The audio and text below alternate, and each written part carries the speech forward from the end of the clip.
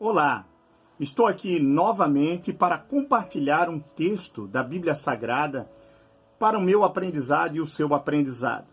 Esse texto está no Antigo Testamento, no livro de Jeremias, capítulo de número 7 e versículo de número 1 e 2.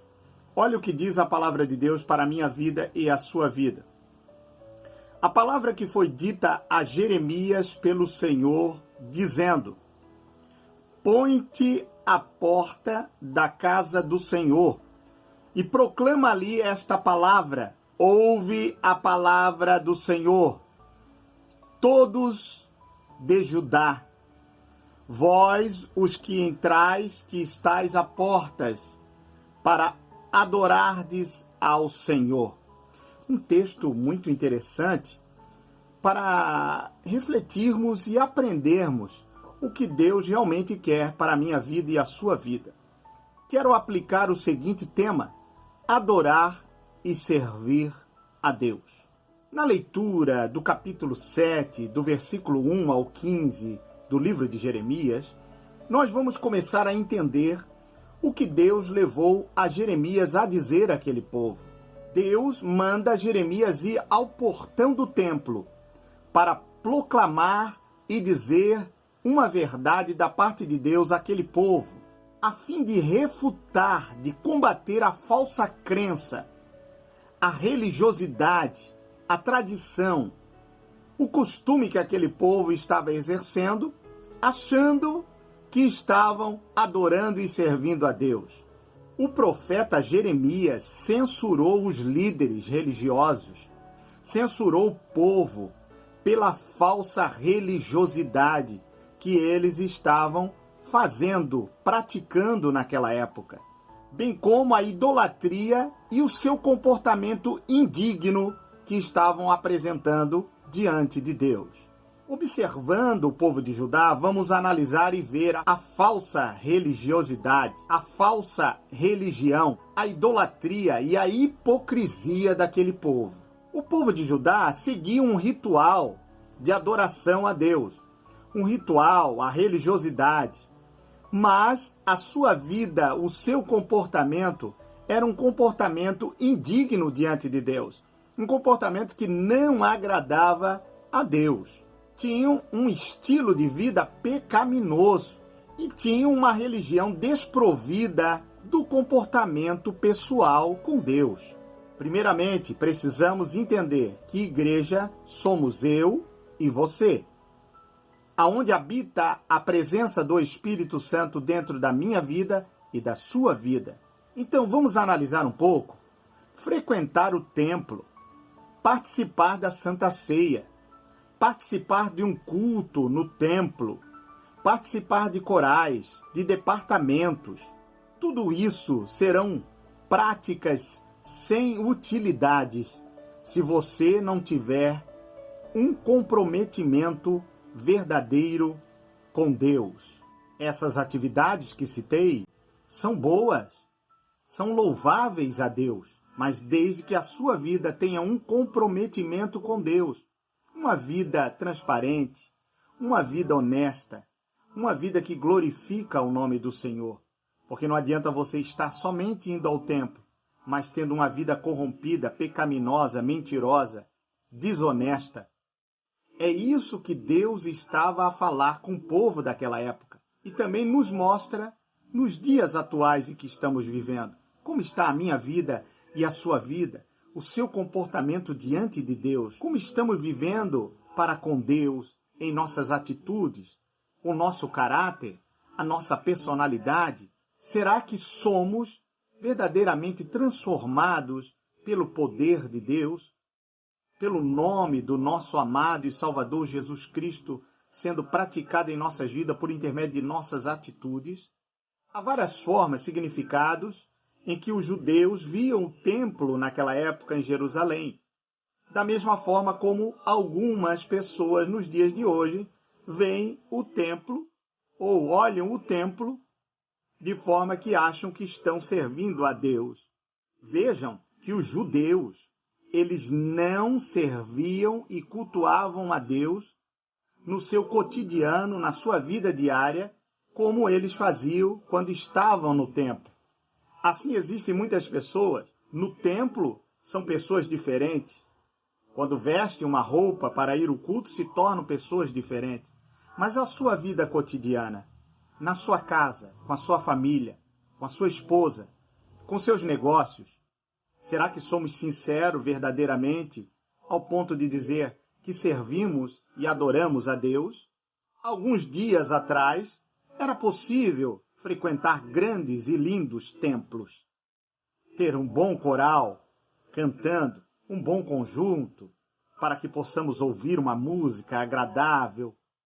Mas será que estávamos levando ou trazendo a presença de Deus para com cada um de nós? Ou era apenas algo momentâneo e levado pela emoção de algumas pessoas, sem ter nenhuma presença do Altíssimo em nossas vidas? Algo importante a observar: o templo, a estrutura física, se tornou mais importante do que o próprio Deus para os judeus. Será que o templo, para você, se tornou mais importante que Deus habite na sua vida verdadeiramente, em espírito e em verdade? Será que a sua ida ao templo, a sua forma de estar lá, não que isso não seja importante, mas eu quero que você pare e pense: a sua vida, o seu comportamento diante de Deus e das pessoas é muito mais importante do que simplesmente você participar de um culto em um templo aonde não existe uma verdadeira adoração ao Deus vivo, todo-poderoso. Muitas das vezes somos levados a ir ao templo, para ir até lá, para ter apenas um louvorzão. Ou então, falar de política, onde muitos falam, nada contra a política, mas culto é para cultuar a Deus. É um serviço que prestamos a Deus. Não é para ir lá para aniversário de pastores, mas é para ir lá para cultuar a Deus. E quando estamos em um culto, o que tem que ser priorizado é o ensino da palavra de Deus. É Deus que tem que ser entronizado. É Deus que tem que ser adorado. É Deus que tem que ser falado, verbalizado e ensinado sobre a palavra de Deus a cada um de nós, ao meu e ao seu coração. Para muitos, a ida a um templo é muito mais importante do que ter uma vida transformada verdadeiramente em Cristo Jesus. Mas que tenhamos uma vida transformada. Não adianta você querer orar, buscar a Deus, sem primeiramente consertar o altar. Conserte o altar para que você possa adorá-lo de forma verdadeira e digna, e para que Deus venha atender às nossas súplicas. Muitos usam a filiação religiosa como um esconderijo, como um escudo, como que se nada pudesse acontecer a cada uma dessas pessoas. É 12 dias de oração, de clamor para um ano de vitória. Olha, meus amados, o próprio Cristo teve aflições. O que dirá eu e você?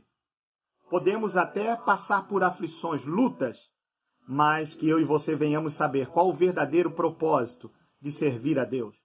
Porque quando temos esse verdadeiro propósito enraizado, fixado no meu e no seu coração, passaremos pelo meio da luta, pelo meio da prova. Podemos até ter perdas, mas eu e você vamos estar firmes e encorajados em Cristo Jesus e estaremos adorando a Deus e servindo a Ele verdadeiramente. Porque adorar a Deus é a mesma coisa que servir a Deus. E no original, tanto no Antigo e no Novo Testamento, é servir a um Senhor como um escravo. Eu sei que eu e você somos livres em Cristo Jesus, mas é o sentido da palavra, porque estamos aqui para obedecer a Ele de todo o nosso coração e de todo o nosso entendimento. Os judeus viam o templo como apenas um santuário. E hoje é lamentável que muitos cristãos não se veem, não se olhem para si mesmo como o templo do Espírito Santo. Você é o templo, você é a habitação do Espírito Santo. Então, que o Espírito Santo possa habitar em você, em mim, de forma agradável, em que ele possa olhar para mim e para você, em um comportamento que louva a Deus, que adora a Deus verdadeiramente, para que ele possa habitar perfeitamente na minha vida e na sua vida. que venhamos nos despertar e não venhamos usar a religião como uma filiação religiosa, sendo um esconderijo de engano para a minha vida e a sua vida, ou alienação, de forma que eu e você venhamos tapar o nosso entendimento, de forma que não venhamos abrir o nosso entendimento para ter o esclarecimento do que é servir a Deus verdadeiramente. Lembre-se que a religião, a religiosidade, não livra ninguém do perigo, não livra ninguém de nenhum males e de nenhum problema. Mas, se você estiver fundamentado, alicerçado em Jesus Cristo, na sua palavra e entender o que é adorar e servir a Deus verdadeiramente, estaremos firmes com Jesus e enfrentaremos todo e qualquer problema na nossa vida. Que Deus te abençoe e um grande abraço do seu amigo Pastor Charles Fernandes e família.